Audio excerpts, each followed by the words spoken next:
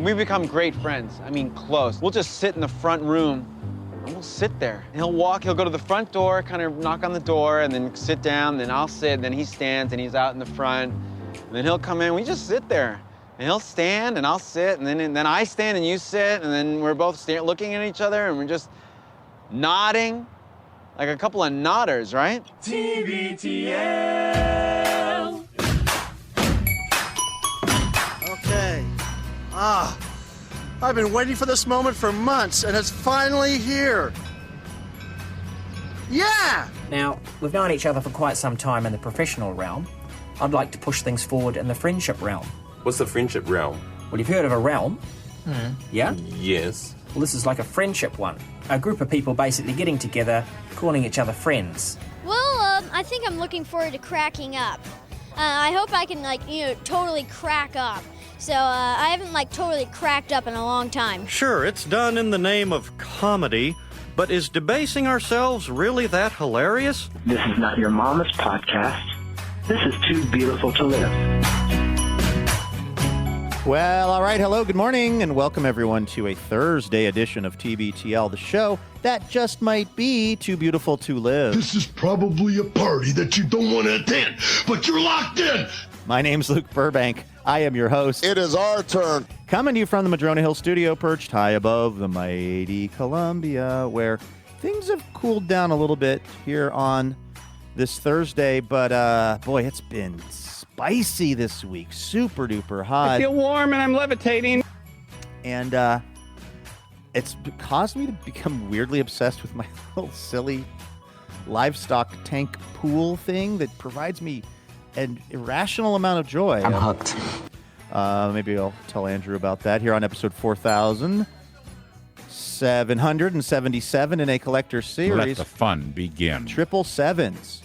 Triples are best. Also, 777. I'm heading off to Las Vegas for a TV story after we're done recording today, and I don't know. It might be an indicator of something. Triple sevens. I don't know. The internet, of course, has been obsessed with Jimothy the raccoon, but the folks in Minnesota, at least some folks, are saying, no, we have the best viral raccoon of all time. Just study it out and you'll see. We'll compare and contrast Jimothy with the building, climbing the building raccoon. Also, we've got, this is kind of the go-to show for garbage talk and garbage anxiety. Somebody sent us an article about some real garbage behavior going on in someone's life. This was published in Slate magazine. I mean, trash is trash. So we'll take a look at that as well. And we'll say hi to this guy, longest-running Cobro of the show, maybe best known for his depictions of the tall ships. They just want you to be normal, and clearly you're not. He is Andrew Walsh, and he is joining me right now. Good morning, my friend.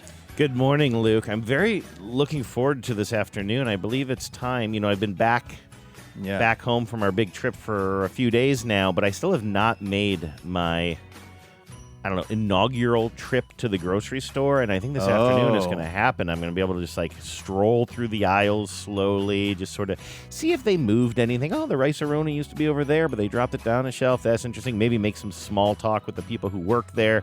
They love that. I'm really looking forward to, I've been just slowly settling in all week, Well, and, there's, we are men of honor, lies do not become us. We'll just tell you, we're doing this is a little pre-recording today because of my travel schedule and really my filming schedule in Las Vegas.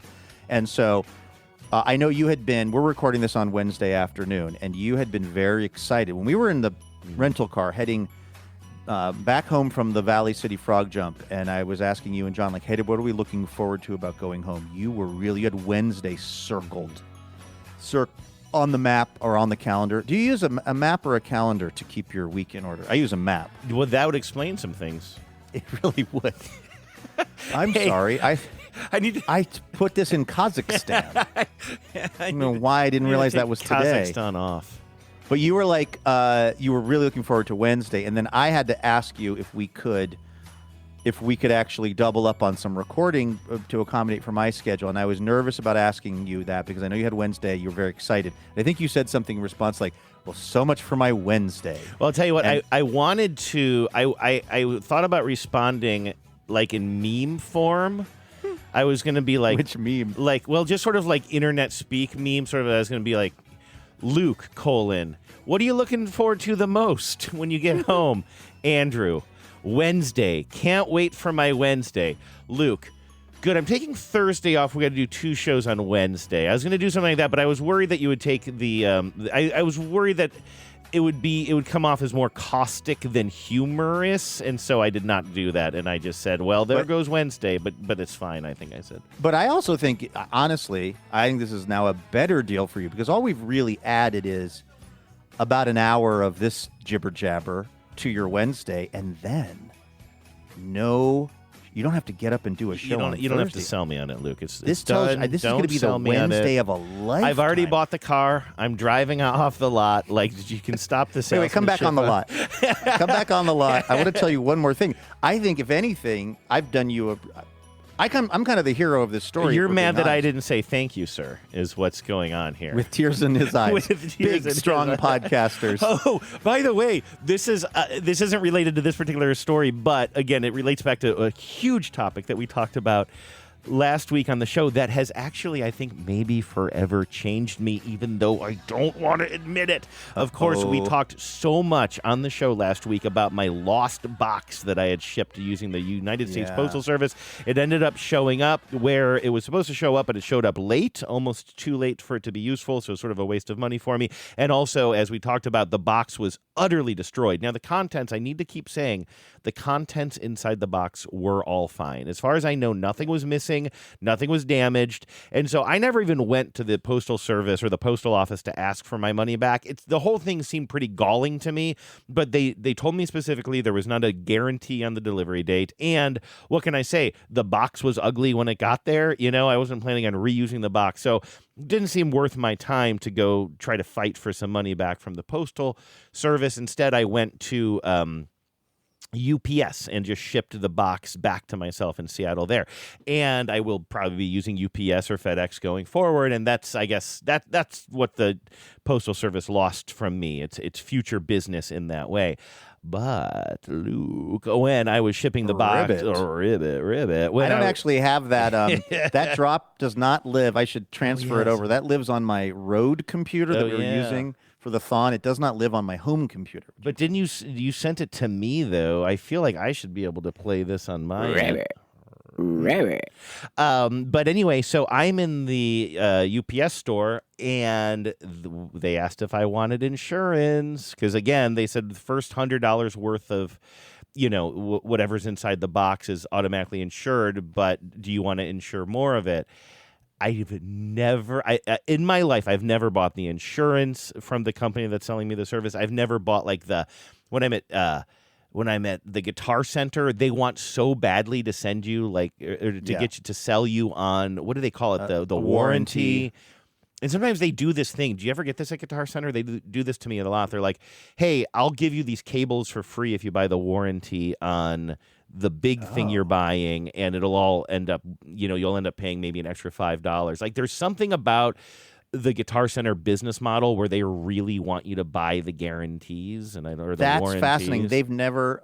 I don't go there as much as you do, but no, that hasn't been brought up. But that's actually kind of sort of compelling because if you walk out of there with basically the warranty for almost free for the cost of what you would have paid for the cables, why not? Have you gone in for that? Yeah, I think I've done that twice, but that's only because, again, they've kind of given me an offer that I can't refuse. But for the most part, I am not a guy who buys the insurance. So you see where I'm going with this. So I'm at the FedEx store, and I'm like, you know what? Yeah, I probably should. How much is the insurance? And they're like, that's about $350 for every $100 that you want to cover. And the first $100 is already covered. So I'm like, yeah, you know what? I'll buy an extra $500, or maybe I said $500 total worth or something, which might be a little bit low. But, so I ended up paying what? $12 or something like that for insurance for this equipment that's coming back. And then also at the very end of the transaction, the woman said, do either one of you, I was there with my dad, do either one of you belong to AARP or AAA? And my dad's like, yeah, I belong to both. And so that got us some, I think that we could only choose one, but that basically gave us a discount that meant I paid about $3 for this insurance. So I was like, well, I guess I buy the insurance when I'm shipping things now. But then I get home, I realize I do have a damaged piece of equipment, but it's my own fault. I jammed my microphone into such a small little corner of my suitcase on the way home that this is a very long, skinny, what they call a shotgun microphone. And I've had it for years and years, but the windscreen around it was kind of destroyed when I pulled it out of my suitcase. Again, this is my fault. Permanently smashed? It was, no, like the top popped out the top of it. I think the microphone got shifted and the windscreen. It was both like just sort of crumpled and gross. It would have maybe found its form again, but it was the top of it was busted, and that's where you need the windscreen the most. The windscreen, but the microphone survived, but the windscreen needs to be replaced. Exactly. And I do need that. It's an important part of the thing. Yeah. And so I went online, and I think I bought it from a company called Adorama that some people might be familiar with. And it was, I don't know, it was like $22 or something like that. And then it was like, do you want the protection for like $1.50 or $2? I think it was like $2. And I was like, it was like protection that it will definitely arrive at your house. And again, I shouldn't have to pay extra for you to do the bare minimum, but I was like, your argument was compelling to me last week about how wrong it is that they're making us get insurance that they will do the thing that, particularly as it relates to the USPS, the whole core competency. Exactly. But I was like, you know what? $2 for, you know what? They didn't sell me insurance, Luke. They sold me peace of mind. Exactly what I was going to say. What sort of price would you put on peace of mind, Andrew? About $2, about $1.95. But it's funny, like now that is twice in like 3 days where I'm like, yeah, I'll buy the protection. And I guess the Postal Service has changed me. The thing is, and I hope you don't have to ever test it, the big question will be in these various matters, how actually robust is the quote-unquote insurance? Yeah. Because you see people online who like say, oh, well, we bought the travel insurance, but then it doesn't apply to, because that's another place where they really try to upsell you, depending on the website. Actually, Alaska Airlines does it now, too. Yeah. When you're buying a ticket on Alaska Airlines, like, would you like to insure your trip? Again, back to your thing last week. It's like, why do I have to insure my trip? I think, and I could be wrong here, I think you're buying the insurance that your life doesn't get in the way. Because remember, I had to change my flight because there was a family emergency, and it kind of all happened sooner than I thought it was going to. So the tickets that I had originally purchased, I needed to get there sooner. And so I did have to pay more money to transfer my tickets. That wasn't the airline saying we might not do what we say we're going to do. It's like your life might change. And so if I had bought that protection early on, I would have been able to switch my flight. Maybe, because I've never bought it, so I guess I haven't really looked at the fine print. Maybe that's what it covers. But the thing, and maybe it's not even, the Alaska Airlines is maybe a poor example, but there's other people who like, they buy the travel insurance from, maybe they're buying something through like Travelocity or one of these kind of like third-party deals. And then they find themselves in trouble somewhere, and it's like I saw about a guy who was traveling somewhere outside of the U.S., and he got sick, and he had the travel insurance, and he needed to have a procedure done, and it ended up being like $100,000. It was like they had to like, I don't know, pull out his spleen or something. This was like a local TV news story that I think I saw on TikTok where the travel insurance was saying, well, this is something that was already wrong with you, so it's not covered. Oh. Because if there's one thing we know about these insurance companies, whether they're the regular ones or even these other ones, is that even though they're allegedly insuring us, they're also looking for every reason that they don't have to actually pay out the policy. Yeah, no, it's a really cool business model if you think about it. What they do is they convince us to give them a lot of money year in and year out, but they don't like having money come out of their purse. It's real. It's genius if you could think about it. So it'll be interesting to see if, and again, I hope you don't have to find out because of extreme circumstances, but basically, like, if you ever were trying to cash in on this, like, I insured one time. I had my possessions moved across the country from Los Angeles to New York, and I insured it through the moving company, which turned out to be just a completely shady. I mean, they did get the stuff eventually to New York, but it like sat out on a loading dock somewhere on like Staten Island or God knows where outside. So when I got the stuff, it was all rain damaged, including famously that photo I have of those two drag queens that I call the girls, and it was totally destroyed. And so I was like, well, I got the insurance.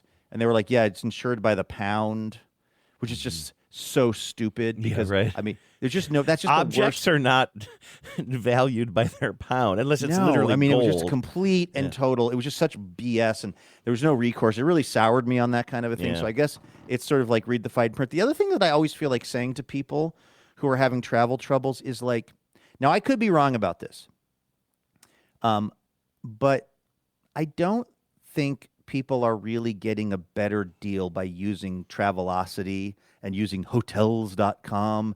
Now, again, because I don't use these services much anymore, because almost all the travel that I do is work travel, probably for CBS, and so I'm booking it through this travel tool that we use called Concur.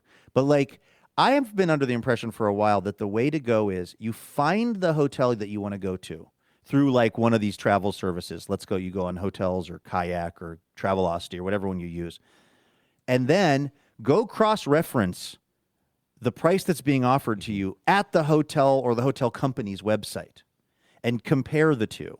Same thing for tickets, airplane tickets. Like, by all means, use one of these third-party services to try to identify the cost of because what they are kind of useful for is quickly sorting through all of the different prices and then telling you, like, well, here's the cheapest ticket on that day. That's a useful service, but what I would recommend people do then is take that information and now go to that airline or go to that hotel and see how that price compares to the one that you've just gotten quoted to you, because my guess is, and I've, years ago was checking this out, it was the case that usually that's the price they're charging on that day. All the third-party thing has done is identified what the cheapest price is. Now, sometimes I guess maybe for like hotels or something, there may be a batch of rooms that are discounted that are being sold as inventory to this website. But the number of times I've seen someone who is having a big problem with their tickets or their room, and they've also booked it through a third party, meaning that the hotel or the airline has less responsibility. Yeah, they can't do anything. Like I feel like I'm constant. Well, maybe not constantly, but whenever I hear about somebody saying, "Well, I tried to move my room," or I showed up and like my room wasn't ready, and like when I said, "Here's my confirmation," like, well, that's Travelocity. You have to work through them. And like for me, when I first started booking travel stuff for myself, it was the early 2000s. I was probably asking Genevieve for advice, and Genevieve is a deal finder, a deal hunter, and so maybe that's why I started doing it. And I feel like I was using Travelocity all the time. And now, when I'm traveling, first of all, if I'm traveling with Genevieve for vacation, she just does it. Like whatever she does, I don't know what her process is. She just handles it. And when I'm traveling by myself, first of all, I know I want Alaska. If I'm flying to Cleveland, I know there's only one direct flight to Cleveland. It's on Alaska Airlines. You know what I mean? Like, I don't feel like going through it. Every now and then I'll do what you did, which is like maybe look if Travelocity can point me in the right direction. But I do not want I could not agree with you more. Just like buy from the companies that you're going to be working directly with, because it could very much save you some headaches down the road.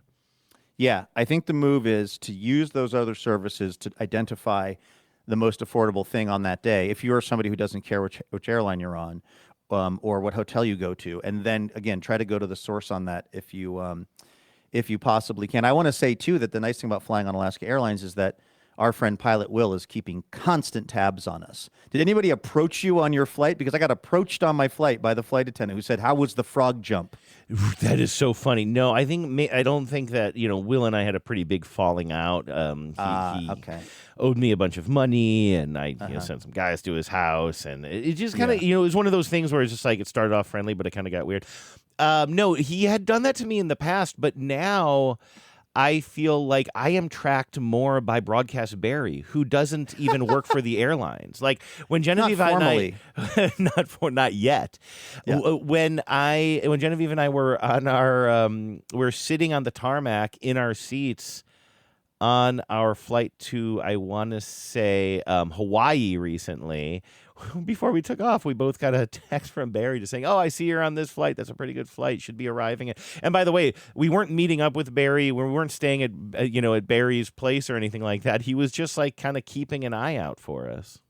Yeah, that guy is, of the many things that he knows all about, and it's a long list. The machinations of particularly Alaska Airlines, it's amazing, is at the top of the list. No, I actually was coming out of the restroom. My flight from Cleveland, it was Cleveland to Seattle and then Seattle to Portland on Monday. And like you had mentioned, or like I had mentioned the other day, it was initially an early flight, and then it left a little bit later because of some mechanical stuff or whatever. And because it was so early, I think I was fortunate enough, I got into the last seat of first class. I was able to be in first class, which was really nice and lucky for me. But I was coming out of the restroom, and what I noticed is that the flight attendants were super nice up there, and almost even by the standards of the flight attendants in first class. This one flight attendant was just incredibly friendly and smiling a lot and taking very good care of everyone, me as well. And I came out of the restroom and she just said, "How was the frog jump?" And I have to say, it scrambled my brain for a second. I believe it. Because I was like, is that bathroom talk? Is that some sort of coded? And I have a whole move when I'm coming out of the restroom, particularly the first class restroom, where it's part of it is just practical, but part of it is also performative. You use the toilet in there, and then you flush it, and then you make sure that there isn't any. Well, actually, you make sure that there isn't anything on the toilet seat that would be uncomfortable for the next person, like no pee on the toilet seat. You clean that whole area up, then you wash your hands, and then I take a paper towel and I dry my hands, but I also use that paper towel to open. There's a little lock to open the lock and open the door, and it's because I've just washed my hands. I don't want to touch the lock if somebody before me didn't wash their hands, but I also want the flight attendants to see. I do this whole move where I get my paper towel, I dry my hands off, I open the lock, I open the door, I step out with my foot like a, who was the Keep On Trucking guy? Terry Zwigoff? Was that the... Wasn't it Crumb who drew it? Yeah, I think Terry Zwigoff made the movie about Crumb. Okay, gotcha. Yeah. But that was Crumb, I think. Yeah, I do a Crumb, is it Robert Crumb? Yeah, R. Crumb. I do like an R. Crumb foot out of the door of the bathroom and stick it down in the hallway so that everyone can see, mostly the flight attendants, that I am now putting the paper towel into the garbage, which is like right there at the edge where the door is.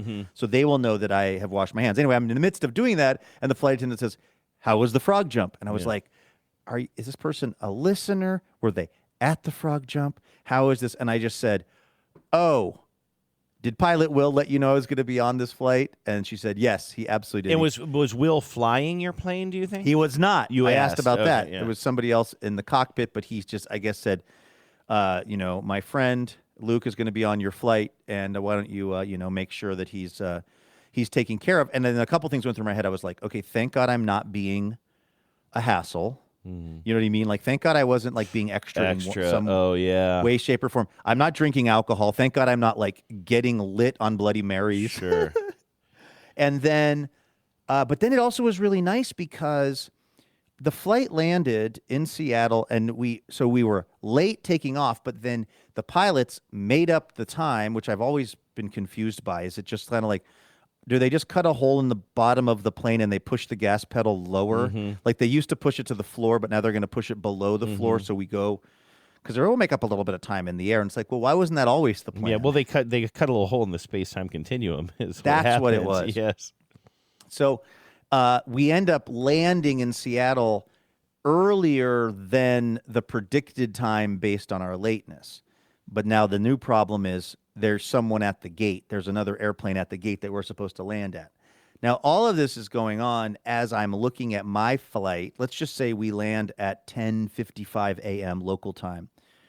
And I'm scheduled on a flight from Seattle to Portland at 12 o'clock, at 12 noon.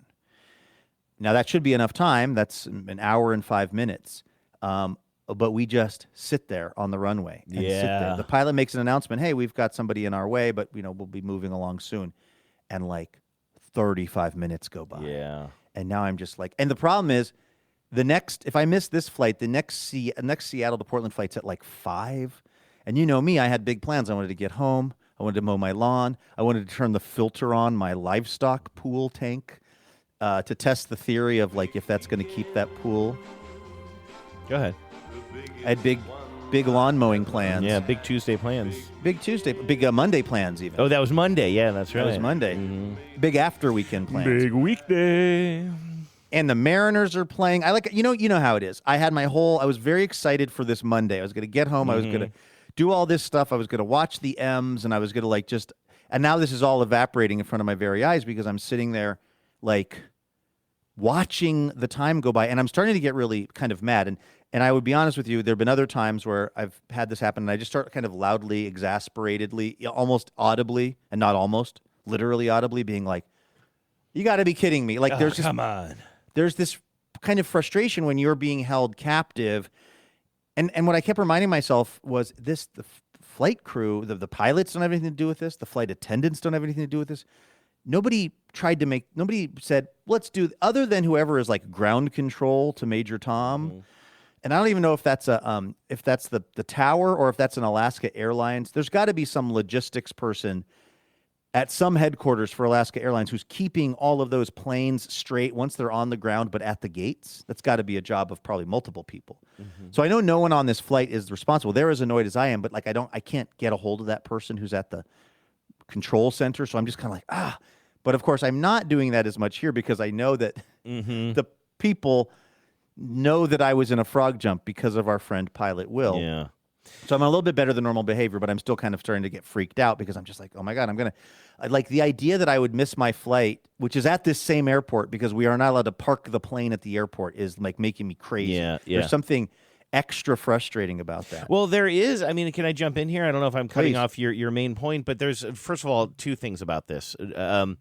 Sitting on the tarmac, when they make up time in the air and it gets us early, it gets us landing early, which happened to me. I was texting Genevieve. I had internet on the plane, so I was texting Genevieve, and it looked like I was landing a half hour earlier than expected when we took off, so I was telling her that. But I was also, because she was picking me up, and I also told her, but I don't know how long we'll sit on the tarmac, because often if you arrive early, it doesn't do you any good. You're sitting on the tarmac, and that's actually, I don't know if this is a Subway hot take. I don't know if this is my Subway take, but it's better to just be in the air during that time because I think they shut off access to the bathrooms when you're on the tarmac, right? Oh, that's a good point. So it's just better to be in the sky.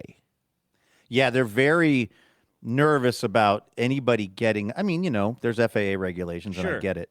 But once you're like, that's a real liminal space. That's a real purgatory. Yeah. To be sitting on the plane, on the ground, but in a way where you're not allowed to get up and use the restroom or do anything. The air might not work the same way. Sometimes it's hotter on the tarmac. I would just say don't make up time if there's not going to be, space at the spaceport for us. But also, I thought this was interesting, and I don't think I told you this yet. Literally stop me if I did, because it's frankly not that great of a story. But I think I was telling Genevieve this. But when I got on the flight, I told you that my flight was slightly delayed, and I woke up on Monday morning, and again, I had more of an evening flight. It was scheduled for 5:30 in the evening. I got a note from Alaska that said you're taking off like 90 minutes later than you're supposed to, I think, or something along the lines of that. Oh.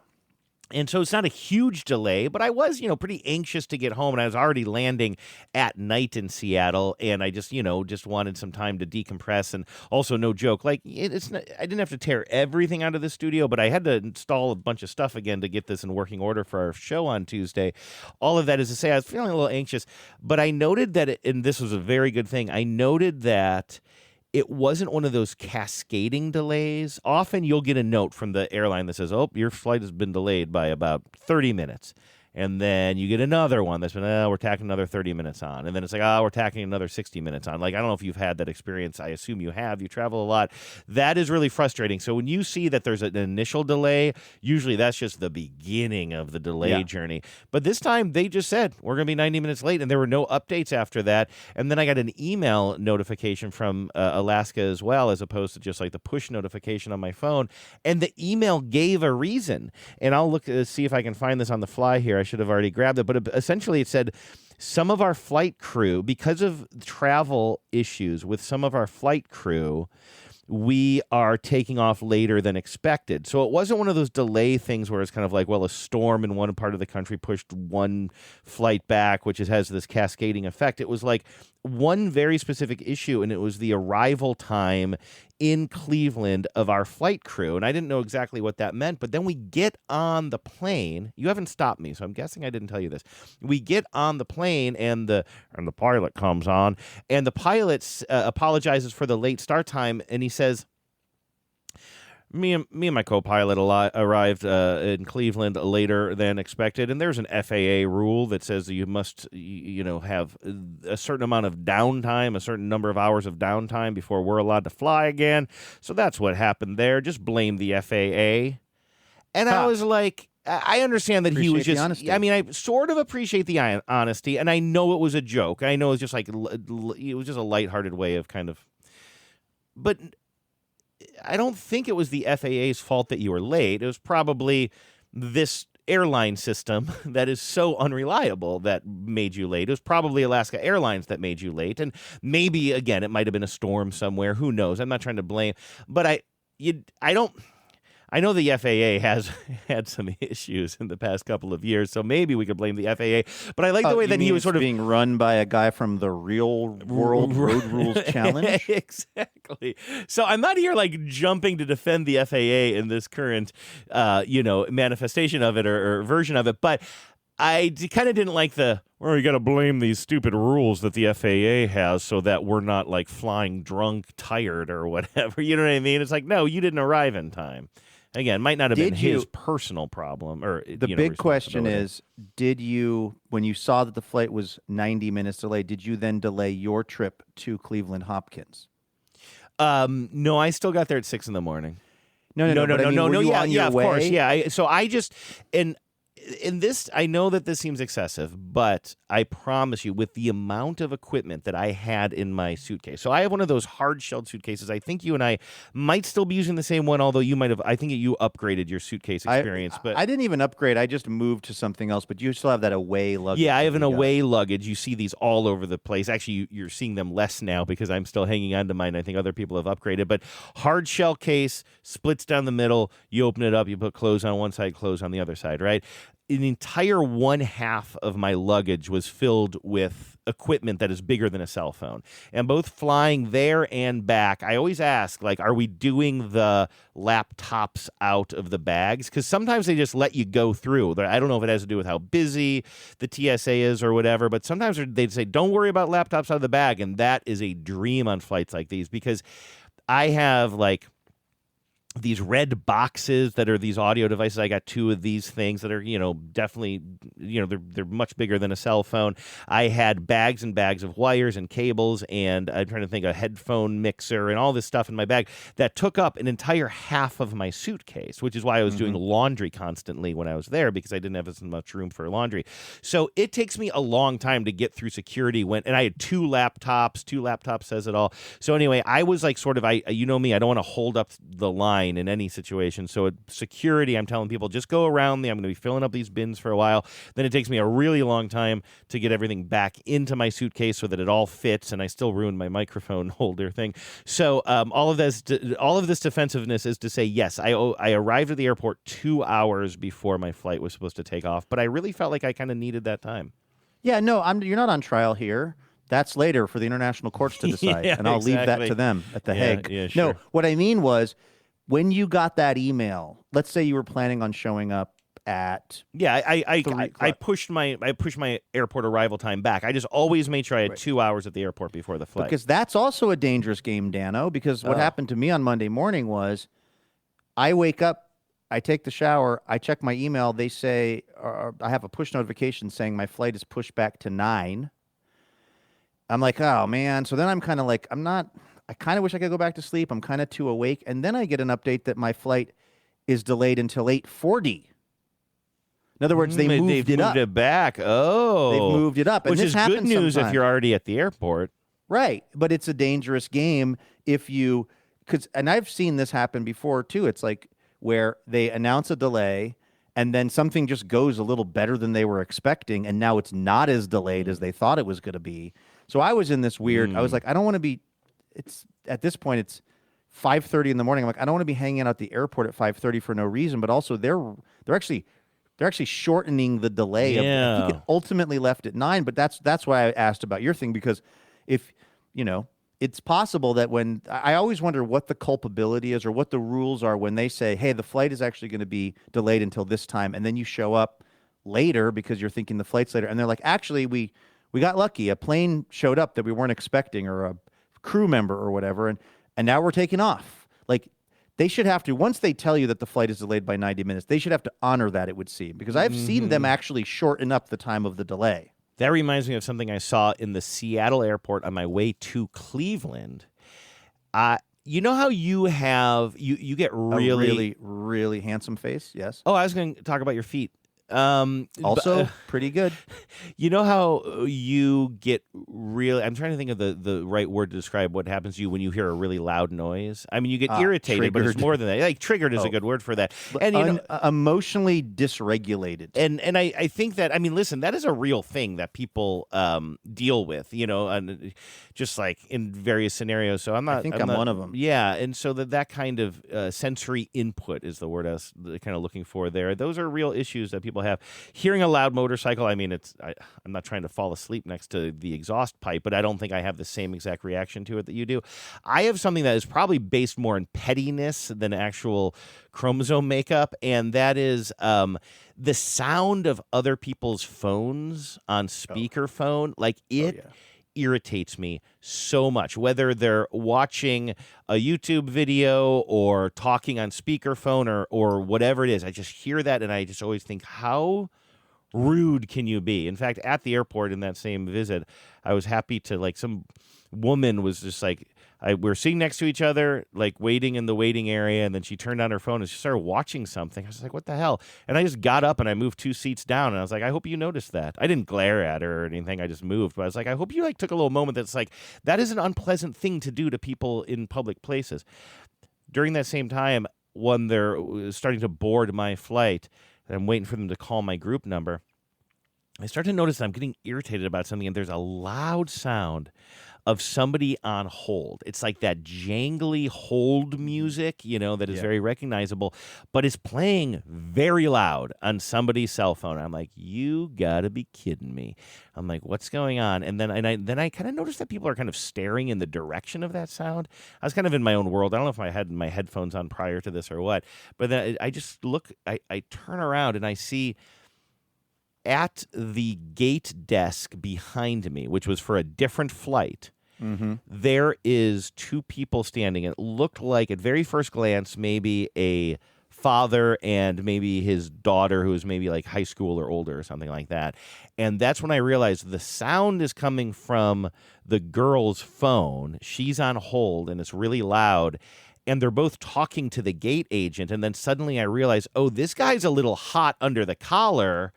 And he's saying, no, it said the flight boarded at 12:08. We got here at 12:05. What do you mean? And now I suddenly, and that's like literally all I heard, but I suddenly totally understood what happened. It was that, and this is where the airlines, they just, on their own whim, can say, okay, that's everybody. There's one lost sheep, but we're just going to... I've had it happen to me. I remember that story, and then I suddenly, I didn't feel...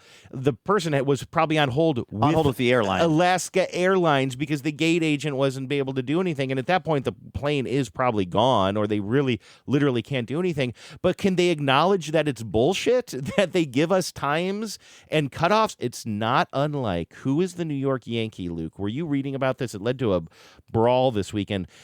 He uses the pitch clock exactly to the T of the rule, which is like the batter has to engage when there's only 8 seconds left on the pitch clock. And I'm blanking on this player's name. Sorry, I know Sklarov will know because he's a Yankee.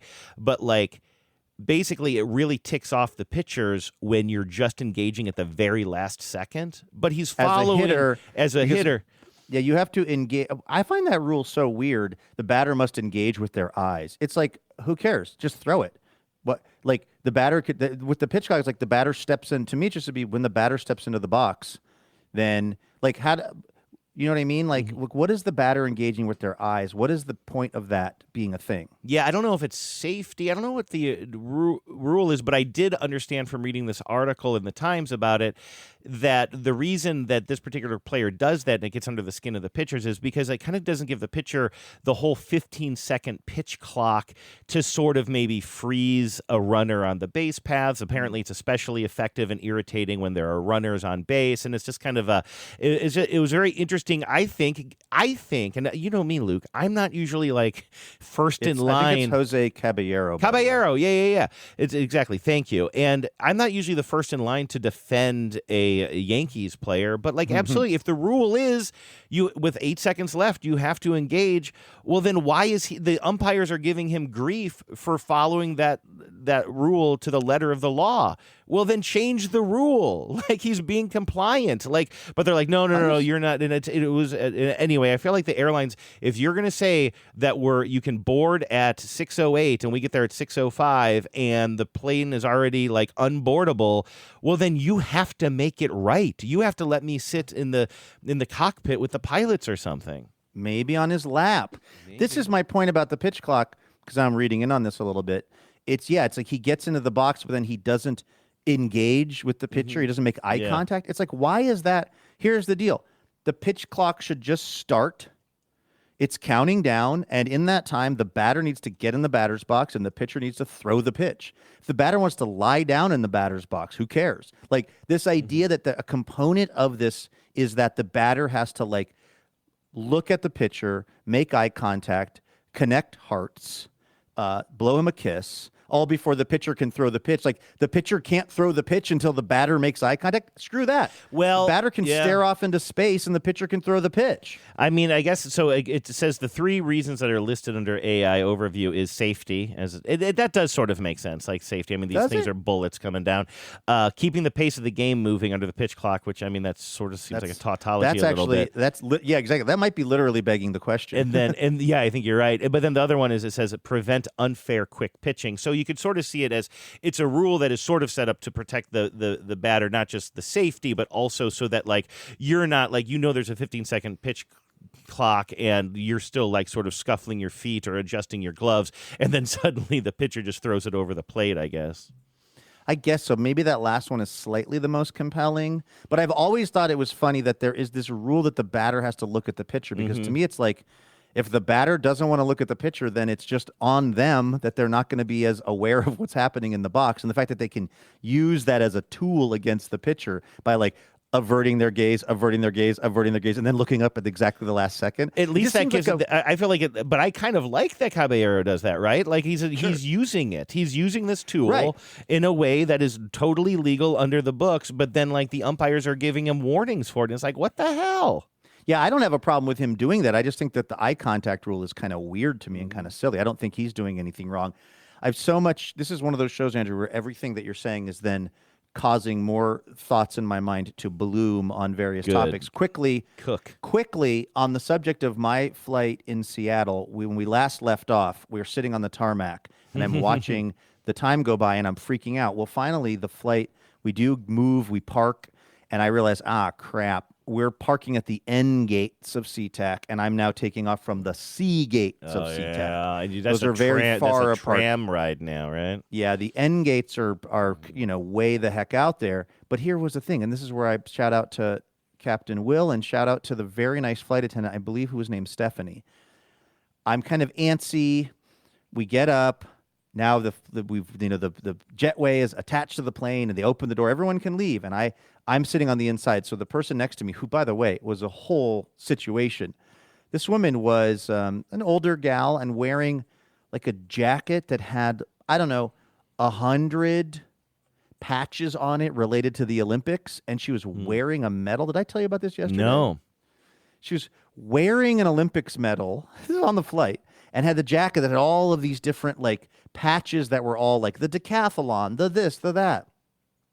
I did Google her on the flight because I could kind of figure out some of her from her various luggage tags and writing on her jacket. She's somebody who is a very frequent participant in like the senior Olympic games. Oh, okay. In doing Olympic events, but for people of a certain age. So she stands up, I stand up, and now we're in the second row of the flight. And then there's somebody on the first row who's kind of taking their sweet time, and she's kind of like waiting for them and like, do you want to go? And the guy's like, no, you guys can go. And then she's like, no, after you. And I'm thinking like, please, no, let's not get into a Seattle politeness off here. Yeah. Like, I need to be gone. And as I'm starting to hustle off of the flight attendant goes, oh, hey, by the way, I checked, and your flight from Seattle to Portland, it just got in.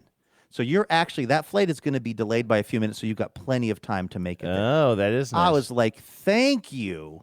That's awesome. Like, thank you for telling me that, because it wasn't saying that in the app. This was some kind of proprietary information that she had, that because she was keeping an eye on old Burbs, she knew that I was stressed, and she knew that that was information that would be relevant. And so then I made my way over to my flight, like, stress-free. So that was really cool. Helpful. I really, really appreciated that. And I really appreciate and abide by, I mean, it would be really weird if I didn't, when the flight attendants, when you arrive somewhere and the flight you're on might have been delayed a little bit or for whatever the situation might be, but sometimes they say, listen, we have some people on this flight who are trying to make tight connections, and so we're going to try to get them off the plane first. Please stay in your seats. I know a lot of people just sort of tune out, and we talked about this, it's easy to do. You tune out the announcements or whatever, and the plane lands, and the first thing you do is you're unbuckling your seatbelt and standing up and getting your luggage. And sometimes I see people doing that when I know that there are people on this flight that are trying to make this tight connection. And I really appreciate, like, when you're riding public transportation around town, like, you're all in it together. I feel like when you're on the E line and you see somebody is chasing the bus as the bus is pulling away from the bus stop, if you're on the bus, you got to yell to the bus driver, stop, somebody's trying to get on. And if the bus driver ignores you, screw them. Like, we are bus people and we look out for each other. And there are those brief moments on airplanes where the same rules apply. Like, if you're at your destination, but there are, fellow passengers who are trying to make a tight connection, you do everything you can to make way for them. Absolutely. Now, the other thing I wanted to say to you was about your luggage. I think I have an efficiency that next time you're traveling to a thon and you have that suitcase that's half filled with that stuff, leave it in, because one of two things will happen. Either you just get a #chill TSA person who will just let it go through. They'll look at it on the x-ray and think, nothing to see here. Or they will pull your bag to the side, at which point they will unzip it, they will run through it with one of those little Stridex pads that, like, tests if there's bombs in there. They'll put it in the anti-bomb machine, and they'll send you on your way, which I still think will be shorter than unboxing it. I mean, you might not have had the same experiences I've had with it. I mean, sometimes they're a little bit more chill when they do it, but also other times they totally toss your bag. And I cannot tell you how many times I've stood there and I get grumpy. If they ask me any questions, I give them a one-syllable response as they're, like, ripping everything out of my bag, and then I've got to repack it anyway. But if I can at least be in charge of unpacking it and doing it in a way that I know when I get back to the end of the line, I can efficiently as possible, because, like, and I do this thing with these 2 mixers I have, these red mixers that I have to travel with. I need them when I do the show with you, and I need them when I get to my destination, so I can't ship them or anything. Like, I kind of roll them up in T-shirts and pack them in a very certain way, and I just really do not like letting them rifle through all my stuff. Like, if I'm going to do it, and usually when I have this much stuff, I get pulled. Like, there's so much stuff in this. It looks like bombs, honestly. I think well, you shouldn't strap it to your body. I think that's definitely the best. sending the wrong I have message. a system. But I was going to say, when I've been pulled over, it seems like, and I haven't had typically, although I travel, I mean, that's the thing. I travel with audio gear all the time, although I'm not traveling with your amount of it. But, like, when I fly to Las Vegas, I will have a mix pre. I'm now bringing 2 microphones. 2 microphones says it all. I've got my my regular one that I use, and then I've got the one that I had to buy, remember, on, like, the last second because I forgot to bring my gear. And that one uses a different... That one can go straight into my computer as just a USB-C to USB-C. And I now just bring that as an emergency measure in case my mix pre were to burn up or something. So anyway, I've got 2 microphones, a mix pre, etc. But when I've been pulled over, and I don't take it out of the bag, I just leave it in. The rare occasion I get pulled over, they just run it through with that little piece of testing paper, put it in the machine, tell me that it's not bombs, and then let me go. But if they're pulling all your stuff out, obviously, that's, like, that's a hassle. Yeah, like I say, this is, I can tell you for sure this was literally half of a suitcase full of stuff that all looked suspicious, Now, you're talking about the gate agent, of those 2 people that were on the speakerphone and trying to kind of, like, figure things out. I have a story of a gate agent clearly just fully messing up and being so rude about it to me, and then fully realizing it, and then being, I think, somewhat chagrined. This is, like, not one of those... Everything okay over there? Yeah, that a Lucy came in. So because we're not doing any kayfabe about this, the fact that we're doing 2 shows in a row has sort of kind of messed up the rhythm of the day, and I'm a little bit. Do you need to take her outside? I am wondering if at some point if she might need to. She just came in to check on me, so I'm wondering if she might need to go to the bathroom. But right now, I think we're good. I'll let you know. Okay, you let me know because I don't want her suffering, and I don't want you suffering. I know the anxiety around is a dog about to just drop a deuce indoors. Right, yeah. And I don't want you to be laboring under that anxiety either, because that's not a good feeling. And this story is going to be about 2 hours. So I was going to say, also, we'll up. probably wrap up pretty soon anyway. So. And by the way, we're going to do Blurs Days tomorrow since we're kind of out of sync on our shows. We don't want anyone to miss out, anyone who sent in a Blurs Day. So it's going to be a special Friday Blurs this week, which is actually sometimes fun for a little change of pace. It's a Blurs Day. We went to, almost a couple of weeks ago, Becca and I went to the kind of wine country. And we were going down there for a birthday party, kind of weekend get together. And we were scheduled to fly down from Portland to Santa Rosa, California. And because I booked our tickets and because our tickets were together, it meant that both of us were on the potentially getting upgraded list. And when that happens, it's only if there are 2 seats allowed on the in first class that you get moved up. Like if there was 1 seat, I would not get moved up because I've got someone with me. And that's fine. I didn't really care one way or that's a short flight. It doesn't even matter. It's like an hour and a half, if that. But I woke up that day and I looked at the flight schedule and I was like, oh, wow, actually there are 2 seats in first class. They're not together. They're in the first row and second row, but there are still 2 seats in first class. And we are the top of the upgrade list. It's my name and Becca's name. And I'm watching it. And actually, as we were doing a show, I think, because that was another day where I think we doubled up maybe, I get this email from Alaska Airlines. Congrats, you've been upgraded. It's like, oh, that's fun. And, Becca doesn't typically fly up at the front of the plane, and we're going to wine country. So that's a kind of a fun little treat. We'll be up there together. Maybe we'll have a little red wine. It'll be fun. So I'm all kind of excited about that in the back of my mind. We get to the airport. I meet her at the airport. And also it happens that we are on the same flight as her brother and her brother's wife. And we're walking towards the gate, and I say, I better go up there because it still hasn't assigned us our seats, but it told us we're in first class. And I know the exact 2 seats. Mm-hmm. And I go, yeah, they haven't given us our seats yet, but I've got to walk up there because I want to see what's going on. And they're like, ooh, Mr. Fancy, you guys are going to be in first class. So we're approaching the gate, and we look up there, and I see that there are 2 names with check marks for having been upgraded in first class. And Andrew, it's not me and Becca. It's Becca's brother and his wife. 2 people who do not fly Alaska Airlines as much as I do.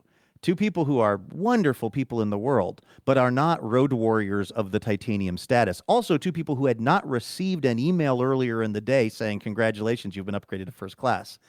And I was deeply confused when we got to the gate and the very unhelpful gate agent said, I said, hi, we were upgraded to first class, but now we don't have seats. And not only were we not in first class, we didn't even have the seats that we used to have in coach. They had moved Becca way back in the plane in a middle seat. Oh, my God.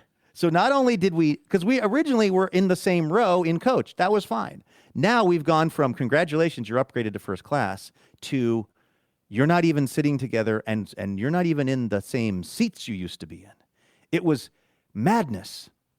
And I said to the guy, I was like, hey, I'm a little confused. And you could just tell that he did not want to engage at all. He's looking down at his screen when I get to the thing. And I said, hey, I'm a little confused because I got this email that said we got upgraded, but now we're not upgraded. He goes, well, your new seats are, and he lists the seats. And I said, well, I know that, but we were told that we were in first class, and now we're not only not in first class, we're not even in the same seats. He goes, that's the computer. We have nothing to do with that. And I was like, okay, but what do you think happened? And he goes, he was just so incredibly unhelpful and aggressive. I hate this guy so much. Literally aggressive in a way that like I'm insane. And I just kept saying like, it's not even that big of a deal, except that I'm confused by it, and B, now we're not even sitting together anymore. Like this is and a middle is the worst seat. of all worlds. And a middle seat. I mean, this is crazy. It's total craziness. And also, what are the chances that Becca's brother, who has the same initials as her, so he goes by his middle name. So when I mention his name is Scott, that's actually his middle name. His first name is actually Ronald. So he is R. McCulloch. Guess who else is R. McCulloch? Rebecca McCulloch. So is it a total coincidence that we don't have first-class seats anymore, but two people who were not even on the wait list, by the way, because I was checking the wait list. You can see the whole list of names. Here's the upgrade list. They're not even on there. They're not even on the top 20 people on there because they just don't fly Alaska a ton. I mean, they're technically anybody on the plane could be upgraded. A service dog could probably get upgraded, but that doesn't mean you're going to. What are the chances that someone who has the same initials as the person who was supposed to be upgraded has somehow been upgraded with their partner and we've somehow dropped down the list? It's very clearly a case of this guy updating this thing in a way that was incorrect. That's the only explanation. And I'm caught now in this terrible moment where I'm like kind of annoyed, kind of confused, I guess happy for Scott and Tiff that now, they're being Scott upgraded. and Tiff know that they are the ones? Okay, they know, and now they're going into low key. They know, we're all kind of laughing about it, but they know that they have gotten upgraded. Now they're low key going into a mode where they're trying to think what they don't want to consider, and they might hear this, and I'm fine if they hear this because I'll say this to them face to face. What they didn't want to fully consider was that they just accidentally got our seats because they want to. Tiff's going, well, I was on the upgrade list. I'm silver, and it's like, well, yeah, you were on the upgrade list. Don't do the voice. But you were like.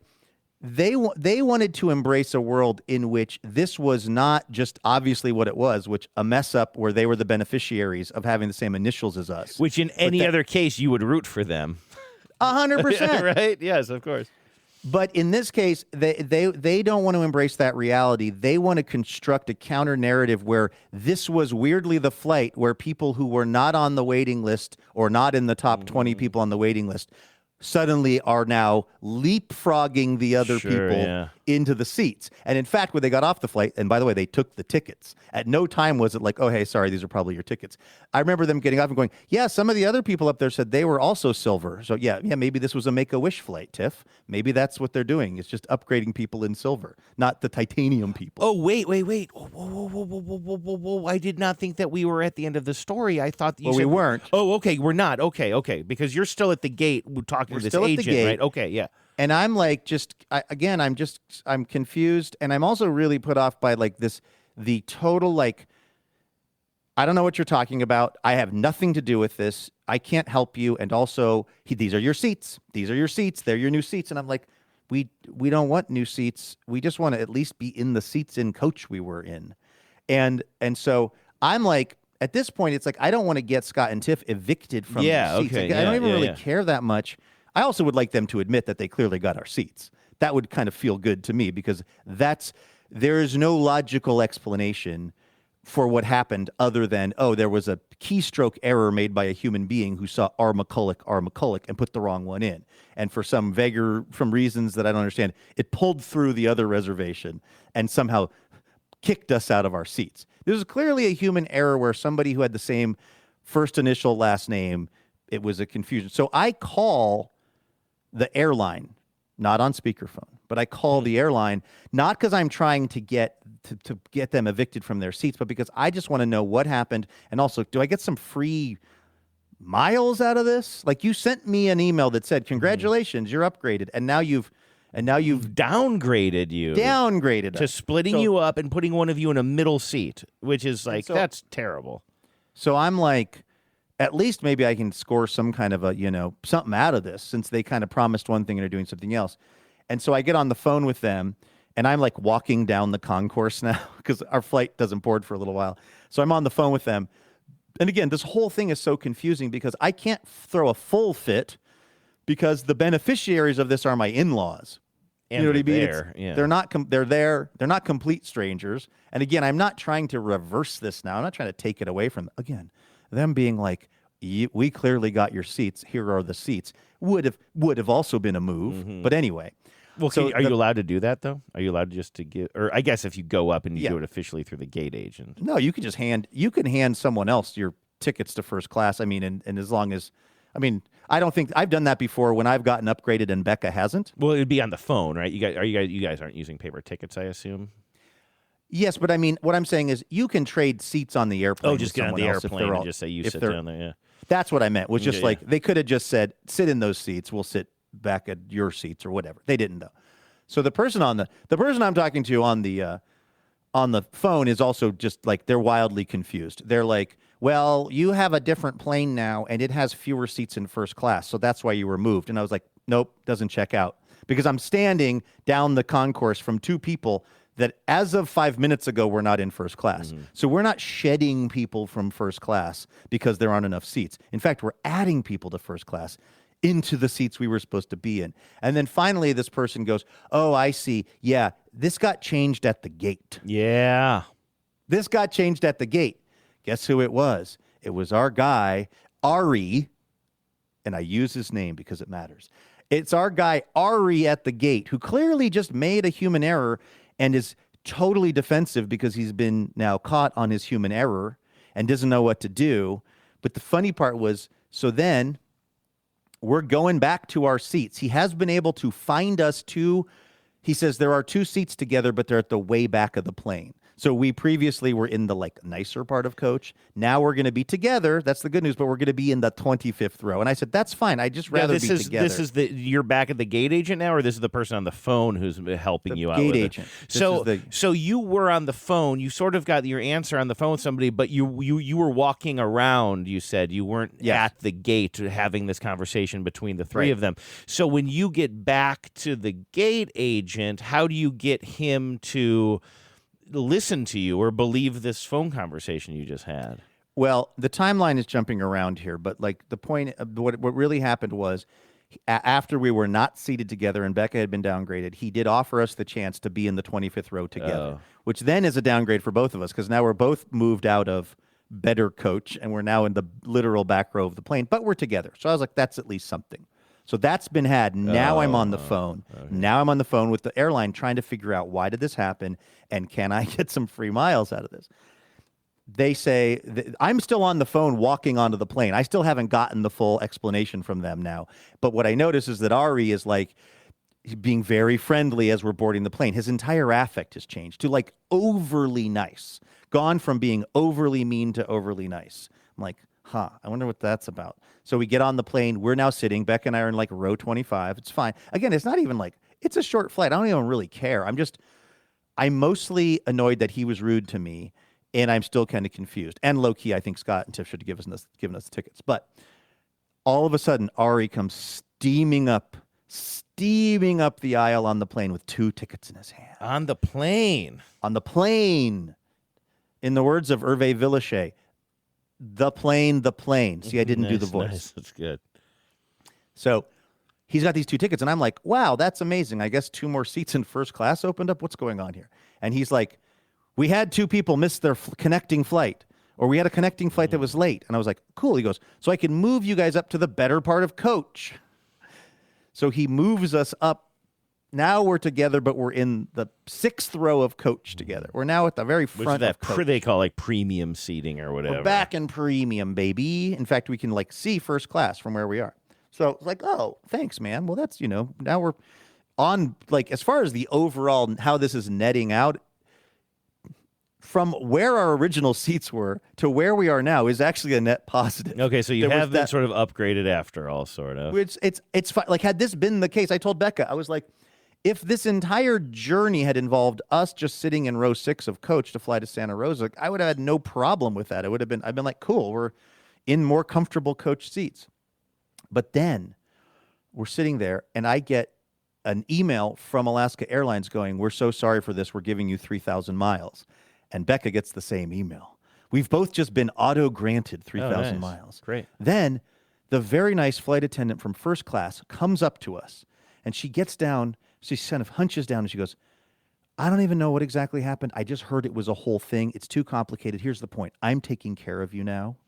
Anything you want. Wow. I'll Food, bet. So drink. because of your status, it's sort of like trickled down to the. No, I think what it is that Ari realized what had happened and is now like, I've messed up badly.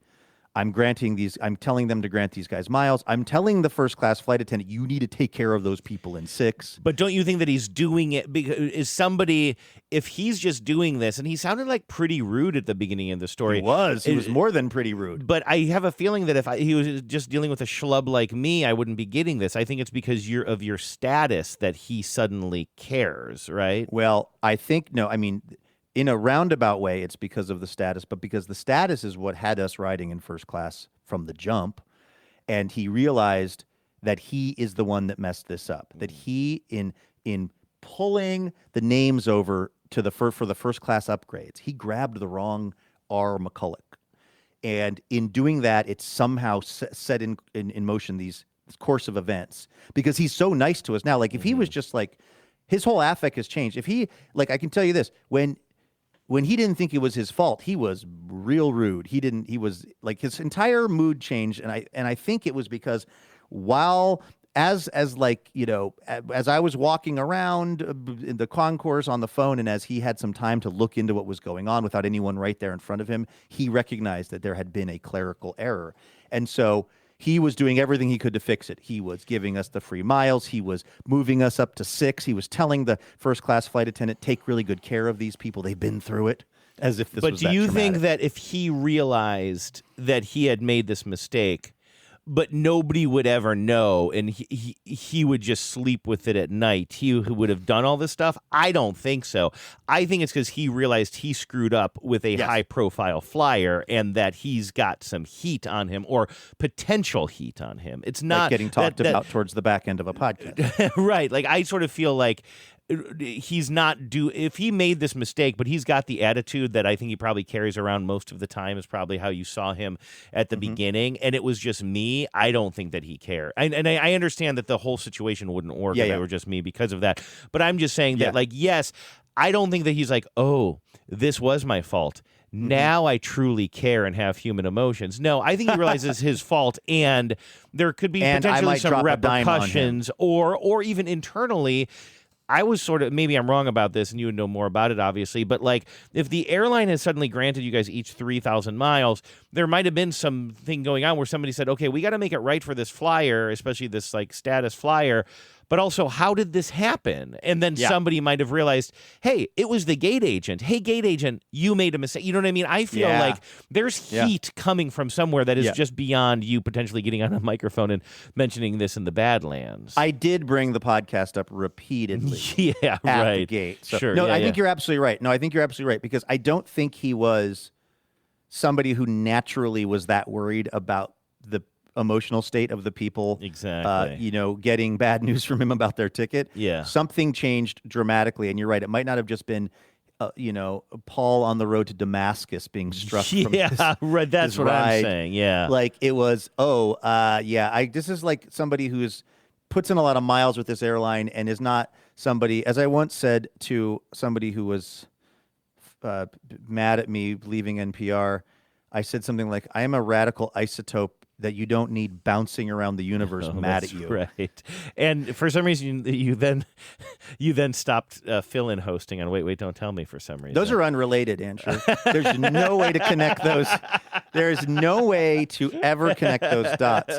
But I think you're probably totally right. But it was just like such a crazy thing. And again, I know this is the least relatable story and the most first world problem to ever have. Like I'm not asking for any sympathy around the fact that we flew to wine country in the 6th row of the plane. None of that was a problem. It was just the way that it went down and how weird it was. And then the weird fact that the people who were the beneficiaries of this little moment were also the people we were going to Sonoma with. Yeah, well, that's kind of interesting. Yeah, and that was a quirk. And again, that was where it What's that? And they did get their first class. At first, when you were talking and they about had this, I sort of fun. thought that, like, I thought it ended up that, like, this guy was going to realize his mistake, or somehow the company realizes the mistake, and you end up in first class. Because I actually think that would have been a very interesting dynamic, too, because, I mean, that... I wouldn't have done that. Yeah, that would be, You know that what would I be mean? pretty hard, yeah. I would not do that.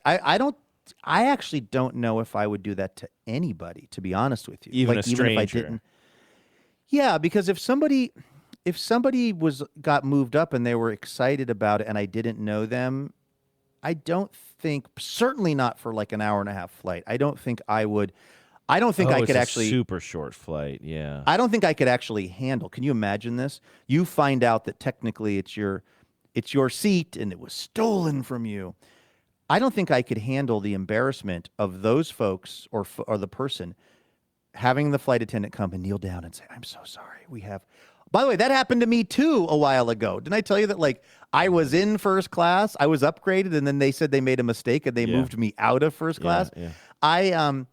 I don't think I could personally be responsible for someone getting that information and then having to get their stuff and then having to walk back and then having me go and sit in that seat. Well, I don't think I would want to be part of that. That would be one thing, but that would be the switching on the plane, which would be very specific. But if you got this resolved at the gate and they just issue you the proper, let's say proper tickets, the first class tickets, and they have to call those other people up to the gate, I mean, that would also be a scenario where you'd potentially have a little bit more anonymity, except while boarding, that person or those people would know which seats were theirs. Right. And when they're walking by you, you would just have to make sure you have some busy work going on and you're not making eye contact. And by the way, I would say what that I do? I would say I just put these on. He's putting on his And when novelty they walk glasses. by, I go, and he closes the big novelty eyelids.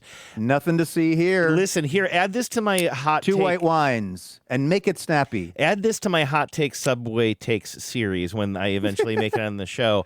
Here's my hot take. I think that if you're sitting in first class, you are not allowed to make eye contact with the people who are walking back to coach, because as I'm the person who is always walking back to coach and sometimes to the very back of the plane. And I will just remind you for sympathy points, I was once in the second to last row of an airplane sitting in the bathroom stank before we took off. And there was an announcement that Andrew Walsh should come to the front of the plane because he got upgraded to first class on the plane. I get my bag, I make some jokes, I roll it all the way from the back of the plane to the front of the plane, only to find somebody else sitting in, quote unquote, my seat. And I said, "I'm Andrew Walsh." And he said, "I'm Andrew Walsh too." And I had to then roll all the way back to the very back of the plane and then fly. Anyway, all of that is to say, that's maybe the craziest story that I've ever heard. That actually. is I forgot on an about that. airplane. But as a person who's always like going back to my seat, wondering, is the person in front of me going to recline their seat and make this like a really rough 5 hours? Like, am I going to be crunched in there? Who's my seatmates? Whatever. Like, I find flying to be pretty unpleasant as a man of my kind of size in those tiny seats. I hate it when the people in first class are just watching us all walk by. Read a book, get into I know these people have their nose in their phones most of their lives anyway. Look at your goddamn phone. I don't need you looking me in the eye as I walk back to steerage. That's really interesting information for me, because I've always thought that it's much more rude if you're in first class to avert your gaze, like, please do not trouble my eyes with the hoi polloi. I have thought that I'm being more a person of the people when I'm making eye contact with folks that are boarding the plane. I'm looking at their kids. I'm waving to their kids. I'm being like a person in the world who sees you and recognizes your humanity versus I'm just staring at my laptop. Like, I can't even be bothered to look at you. But you're saying that actually feels worse. I'm not a zoo animal. Don't wave at my goddamn kids while you're looking forward to your flight stop and your throwing warm feces, peanut. and I'll stop thinking you're a zoo animal. I will continue to throw my feces. Stop furiously gooning and throwing feces, and then I'll treat you. I'll treat you like a human. Well, that's good to know. I'm being serious, because on the times when I do end up at the front of the plane, I definitely don't want to come off as it's already. Listen, let's just be honest. Being in first class is inherently rude. That's my subway take.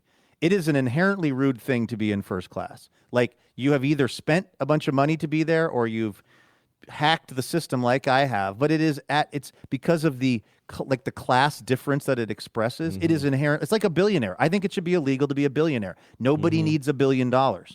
And nobody needs to be in first class. What we need to do is the whole plane needs to be coach, but with more legroom for everyone. So it is an inherently unfair and classist system to have first class. Yeah. But while being up there, while I'm up there with the oligarchs and the 0.01%, you're saying it's actually better if I do not make eye contact with the people going back to coach. Yeah, I mean, I was boarding the plane and I'm walking down and there's just some guy just like sitting all like comfortable, just sort of checking us all out as we walk by. Like, I don't need that. Like, if you're in coach, you can stare at whoever you want. But like, I don't know. It does sort of seem like, oh yeah, fine. Like, yeah, look at me while you're looking forward to your nice cushy flight. Although I have heard it on good authority that looking's free, touching will cost you. Well, definitely you can touch me. Like, that's the one thing. Okay. If you want if everybody wants to all do tickle fingers or silly fingers, graze, just gently graze your knee as you walk by. And go like that as you walk Love by. it. Ew, ew, ew. All right. Well, that seems like as good a place as any to wrap things up here on a Thursday. I think that was a real relatability competition between the two of us there. I think neither one of us are very relatable. Well, the good news is we've once again failed to talk about raccoon rivalries. Yeah. I don't know if I have a lot That on one may go out the window. I don't know. Thanks. I want to say thanks to our friend Michelle Mixup for sending me that article from Minnesota that I've chosen now 2 days in a row to not talk about because I'm going to talk about what a struggle my life is. I Speaking will of say, planes, when I realized it was only a 90-minute flight, it did sort of change the tenor of that. yeah, I mean, that's the thing. It was never that big of a problem until it was, Ari. All right. Thanks for listening, everybody. We're going to be back here tomorrow with more Imaginary Radio. I will be in Lost Wages, Nevada, doing a TV story down there. So we'll see you all from Sin City. In the meantime, have a great Thursday. Take care of yourselves, and please remember, no mountain too tall. And good luck to all.